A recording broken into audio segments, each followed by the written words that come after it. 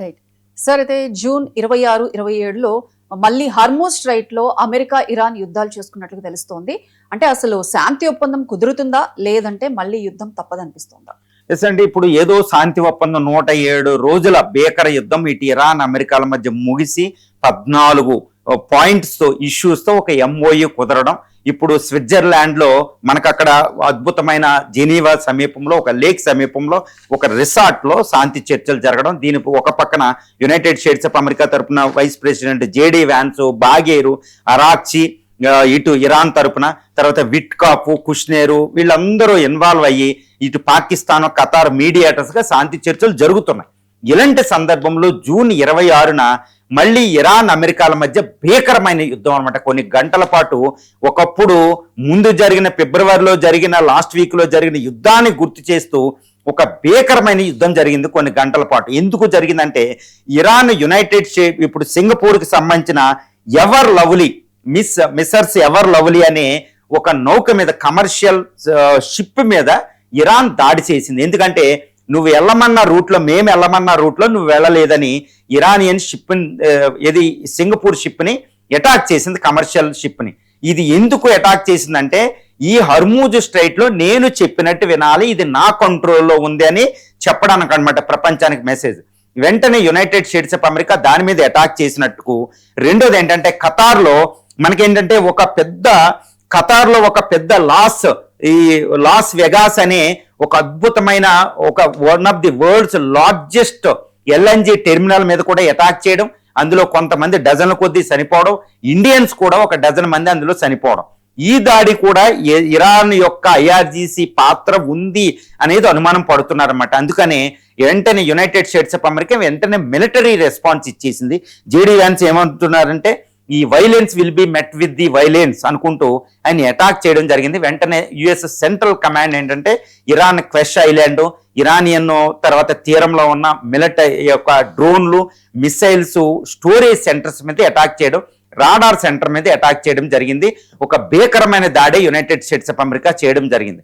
వెంటనే ఐఆర్జీసీ ఏం చెప్తుందంటే ఈ వైలెన్స్ కి మేము కూడా రెస్పాండ్ అవుతామని. అది కూడా ఇటు బహ్రైన్ లోను, తర్వాత United States of America military head quarters, ఇది నేవల్ హెడ్ క్వార్టర్స్, మిలిటరీ బేస్ల మీద ఇరాన్ ఐఆర్జీసీ కూడా అటాక్ చేసింది. వెంటనే మళ్ళీ ఫుల్ ఫ్లెడ్జ్డ్ వార్ అన్నట్టు ఒక సిచ్యువేషన్ అనేది అక్కడ ఉంది. కానీ అక్కడ పరిస్థితి ఎలా ఉందంటే ప్రస్తుతం ఐఆర్జీసీ సంయమనం పాటిస్తుంది United States of America. United States of America ఏమంటుందంటే ఇది హర్మూజ్ స్ట్రైట్ లో నువ్వు టోల్ వసూలు చేయడం, నువ్వు చెప్పిన రూట్ లో కుదరదు అనుకుంటా అమెరికా షిప్లు కూడా అక్కడ సెంట్రీ నిర్వహించడం చేస్తున్నాయి, హెలికాప్టర్స్ అవి. ఇది అంటే ఏంటంటే యుద్ధం ఎందుకు జరిగిందంటే ప్రధాన కారణం ఒకటేనండి. ఇప్పుడు అక్కడ జెనీవాలో స్విట్జర్లాండ్ జరుగుతున్న శాంతి చర్చల్లో అత్యంత ప్రధానమైనది ప్రస్తుతం జరుగుతున్న విషయం హర్మూజ్ స్ట్రైట్. ఈ హర్మూజ్ స్ట్రైట్ మా కంట్రోల్లో ఉండాలని ఇరాన్ చెప్తుంది ఐఆర్జీసీ. అంతగా అది అమెరికా ఏమంటుందంటే యుద్ధానికి ముందున్నట్టు ఫ్రీ నావిగేషన్ ఉండాలి, ఎవరు కంట్రోల్లో అది ఉండదు అన్నట్టు యునైటెడ్ స్టేట్స్ ఆఫ్ అమెరికా చెప్తుంది. దానికి ఐఆర్జీసీ ఒప్పుకోవడం లేదు. ఎందుకంటే మేము చాలా కష్టపడి దాన్ని కంట్రోల్ సంపాదించాం, నువ్వు విడుదల చేయపో, మేము గెలిచిందని మా కంట్రోల్ ఉండవలసిందే అనుకుంటూ ఇరాన్ మాట్లాడుతుంది ఐఆర్జీసీ. ఇది అమెరికా ఒప్పుకోవడంలా. ఈ ఆధిపత్యం ఇక్కడ చూపించుకోవడానికి సింగపూర్ షిప్ మీద ఇరాన్ అటాక్ చేయడం, అమెరికా రెస్పాండ్ అవ్వడం. ఎట్టి పరిస్థితులు అవసరమైతే యుద్ధానికైనా వెళ్తాను కానీ హర్మూజ్ స్ట్రైట్ లో కుదరదు అన్నట్టు యునైటెడ్ స్టేట్స్ ఆఫ్ అమెరికా చెప్తుంది. అంటే హర్మూజ్ కేంద్రంగా జరిగిన ఒక యుద్ధం, ఒక భయానకమైన యుద్ధం అని చెప్పొచ్చు. అది స్విట్జర్లాండ్ లో శాంతి చర్చలు.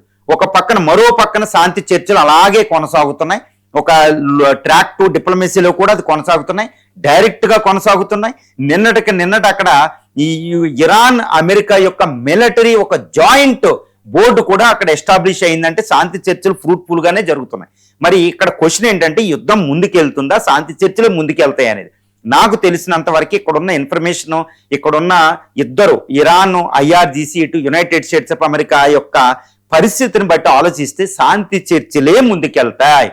ఎందుకంటే హర్మూజ్ స్ట్రైట్ మీద ఇప్పుడు ఎట్టి పరిస్థితుల్లో ఇరాన్ కంట్రోల్ ఉండదు, ఎందుకంటే అది వదులుకోవాల్సింది, ఎందుకంటే అమెరికా ఒప్పుకోదు అనేది కూడా తెలుసు. కాకపోతే హర్మూజ్ స్ట్రైట్ ను వదులుకునే సందర్భంలో న్యూక్లియర్ డిస్కషన్ సంబంధించి, ఈ యొక్క ఫ్రీజ్ కి సంబంధించి ఆంక్షలు ఎత్తేయడం అనే విషయం మీద ఇరాన్ బేరం ఆడబోతుంది. అమెరికా దానికి ఓకే చేసే అవకాశం ఉంది. కాబట్టి హర్మూజ్ లో ఫ్రీ నావిగేషన్ ఉండే అవకాశం ఉంది. ఈ శాంతి చర్చలే ముందుకెళ్తే వచ్చే కొన్ని రోజులు మనం చూడబోతున్నాం. 60 రోజులు సీజ్ ఫైర్ పూర్తి స్థాయి ఈ శాంతి ఒప్పందం మీద సంతకం చేయడానికి 60 రోజుల పాటు డిస్కషన్ చేయబోతున్నారు. ఈ 60 రోజులు కూడా ఇలాంటి డిస్టర్బెన్స్ ఉంటాయి. నేనంటే నేను, నువ్వంటే నువ్వు, violence will be met with the violence అనుకుంటూ వాళ్ళు ఇది తప్పదు. బట్ ఏంటంటే ఇటు ఇరాన్ ఇటు యునైటెడ్ స్టేట్స్ ఆఫ్ అమెరికా రెండు కూడా యుద్ధం చేసే స్థితిలో లేవు. ట్రంప్కి ఆల్రెడీ అక్కడ అమెరికన్ కాంగ్రెస్ బంధనాలు వేసేయడం జరిగింది, యుద్ధం కుదరదు, ఫండ్స్ లేవని. ఇటు ఇరాన్ లో కూడా పీపుల్ యుద్ధానికి వెళ్ళడానికి మొగ్గుగా లేరు, ఎందుకంటే విపత్కర పరిస్థితులు వాళ్ళు ఉన్నారు. ఇరాన్ లో కూడా నాయకం కూడా ఇదే మంచి తరుణం, ఇంకా శాంతి చర్చలు చేసుకుని బయటికి వెళ్ళడం బెటర్, ఎందుకంటే యుఎస్ మోస్ట్ పవర్ఫుల్ కంట్రీ కదా, వద్దు, ఇదే టైము మంచి టైము బయటికి వెళ్ళిపోదామని అది డిసైడ్ అయింది. కాబట్టి శాంతి ఒప్పందమే కుదురుతుంది.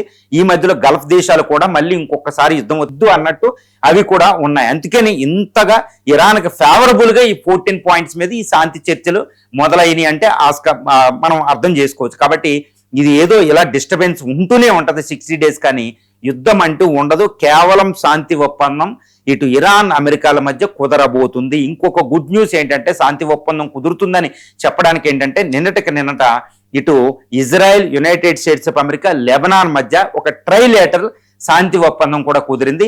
ఈ లెబనాన్ నుండి ఇజ్రాయేలీ దళాలు ఉపసంహరించుకోబోతున్నాయి ఇరాన్ చెప్పినట్టు. కాబట్టి శాంతి కంప్లీట్ గా మార్గం సుగమమైంది. కాబట్టి శాంతి ఒప్పందమే కుదురుతుంది, యుద్ధం జరగదు ఆ ప్రాంతంలో.